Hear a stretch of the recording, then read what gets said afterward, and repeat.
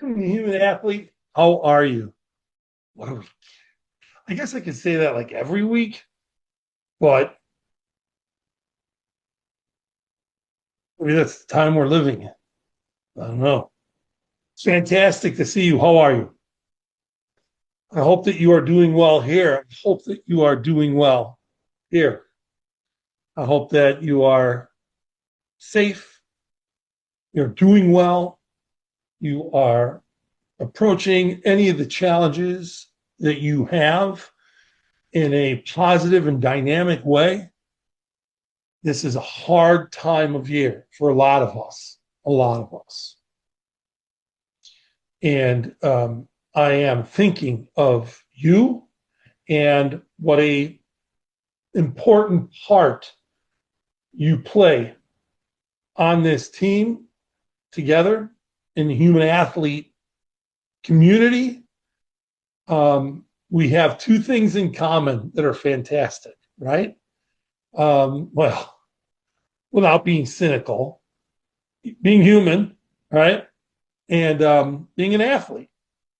So we have two huge commonalities that we share. And so I am thrilled that you are here.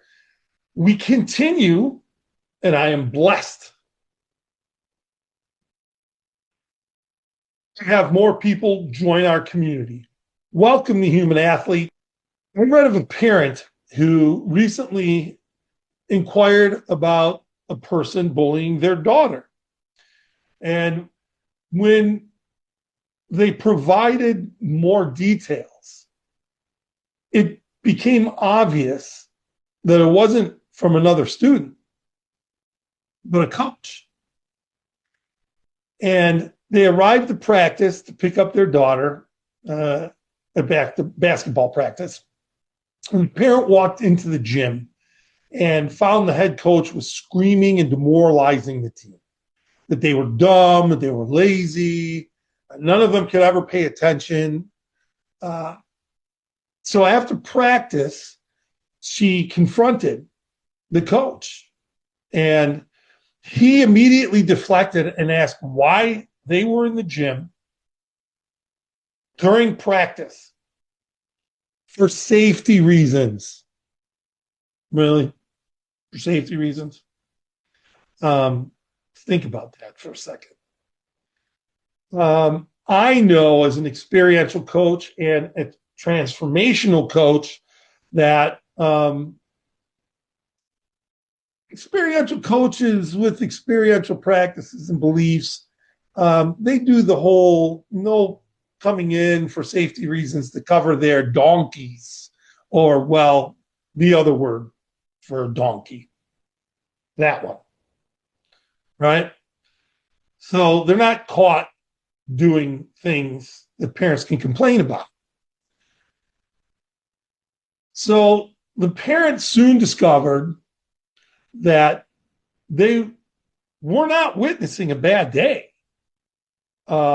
That some behavior by a coach was unacceptable, but they were witnessing unacceptable behavior consistently that can alienate athletes, their daughter, and athlete from their sport that they love, right?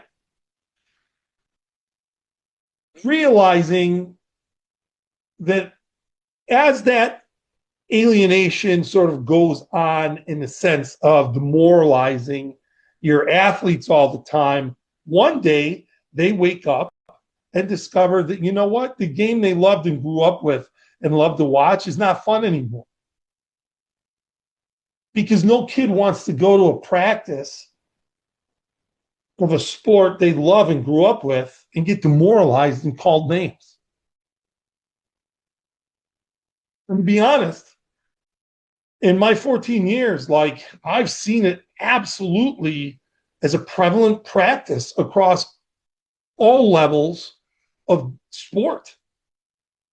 Yeah, college level, we can get into that, but I've seen it there. I've seen it at all the different youth levels of sports, man and woman, if you want to throw the social construct of gender in there.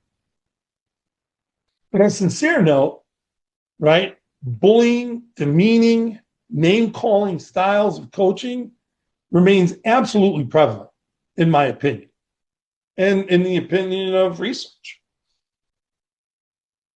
In a 2016 study that was done, they interviewed 6,000 young adults from the ages of 18 to 22 about their experiences in sport, in their sports. 3/4, right? 4,500 athletes reported that they had experienced emotional bullying, emotional harm, demeaning language from a coach. 4,500 out of 6,000. Right? 45% of that 6,000, 2,700 athletes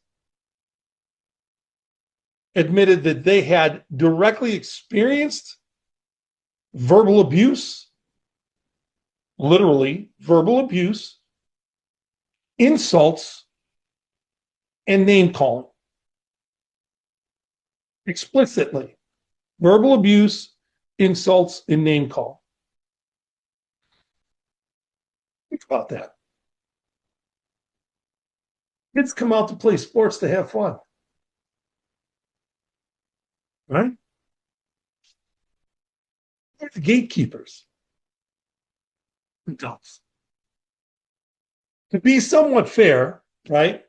There can be a bit of subjectivity involved in a bullying situation, right? Depending on how the victim felt. But I'm not an attorney, nor do I ever want to be. Oh, right? And so that adds some difficulty to correcting like coaching behaviors, right?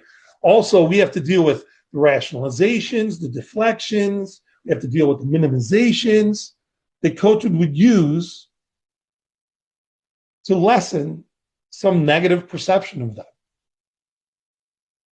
And there's defensive techniques, right?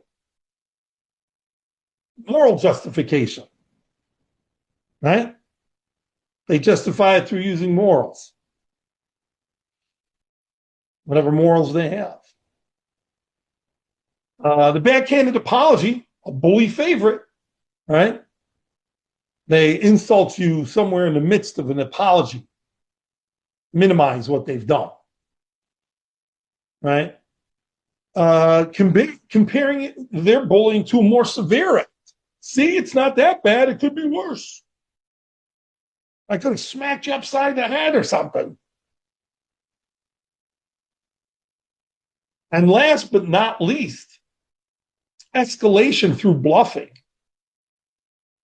Right? If you don't like the way things are and you don't like the way I coach, then you can quit.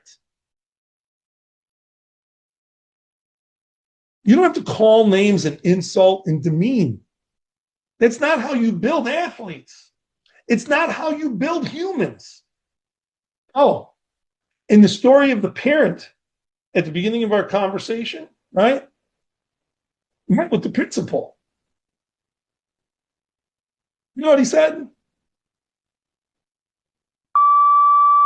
Which tends to get a little bit excitable sometimes. What the actual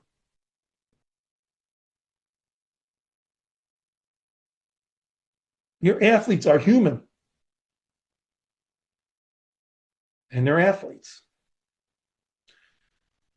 Human athlete. I'm thrilled to see you guys. Please have a great weekend.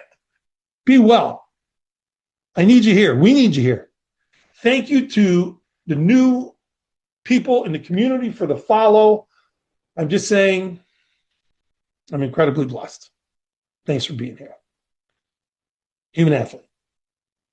Can't be one without being both. Be ridiculous, Andrea. Everybody wants this.